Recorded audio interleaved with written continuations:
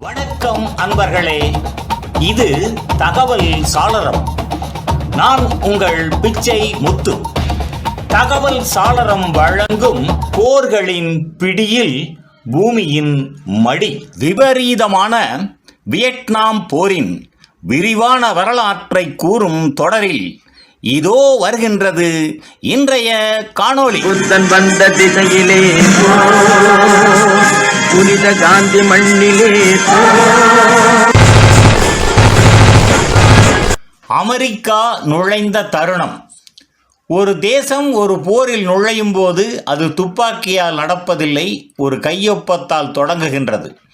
வியட்நாமில் அந்த கையொப்பம் அமெரிக்காவின் விதியையே மாற்றியது. ஆரம்பத்தில் நாம் போரில் இல்லை.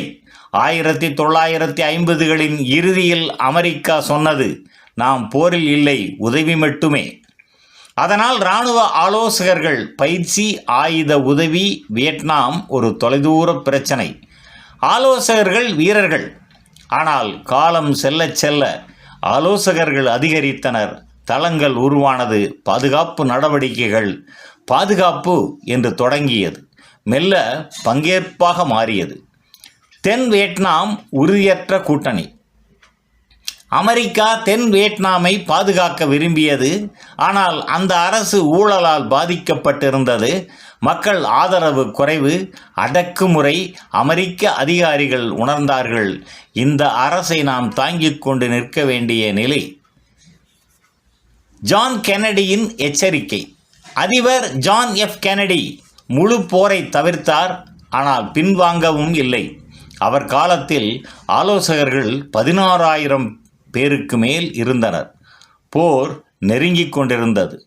அதிகாரம் மாறுகின்றது, முடிவு மாறுகின்றது. 1963 கென்னடி கொல்லப்பட்டார்.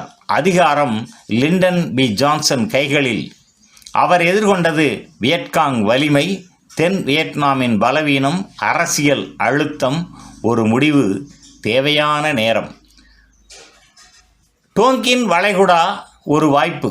1964 டோங்கின் வளைகுடா அமெரிக்க கப்பல்கள் தாக்கப்பட்டதாக அறிவிக்கப்பட்டது. அது உண்மையா? மிகைப்படுத்தலா? இன்றும் கேள்விக்குறி. ஆனால் அந்த நிகழ்வு ஒரு வாய்ப்பு.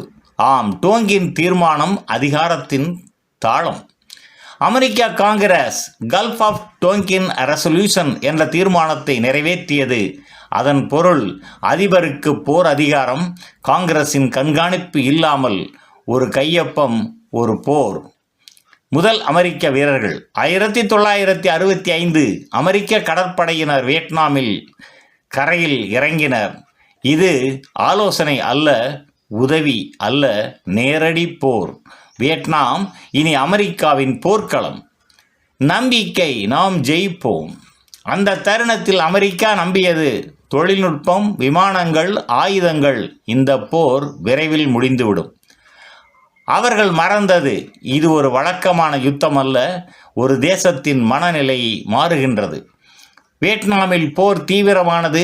கிராமங்கள் சிக்கின, மக்கள் பாதிக்கப்பட்டனர். அமெரிக்காவில் முதலில் ஆதரவு, பின்னர் கேள்விகள். போர் இரு நாடுகளிலும் மனங்களை மாற்றத் தொடங்கியது. நிறைவாக, அமெரிக்கா ஒரு போரை தொடங்கவில்லை என்று நினைத்தது. ஆனால் அது ஒரு போரை உள்ளே கொண்டு வந்தது. இந்த நுழைவு வியட்நாமை மட்டும் அல்ல, அமெரிக்காவையும் மாற்றப் போகின்றது. நன்று நண்பர்களே, இந்த தொடரின் பிறிதொரு காணொளியில் மீண்டும் சந்திப்போம். நன்றி, வணக்கம். புதியதோர் உலகம் செய்வோம், கெட்ட போரிடும் உலகத்தை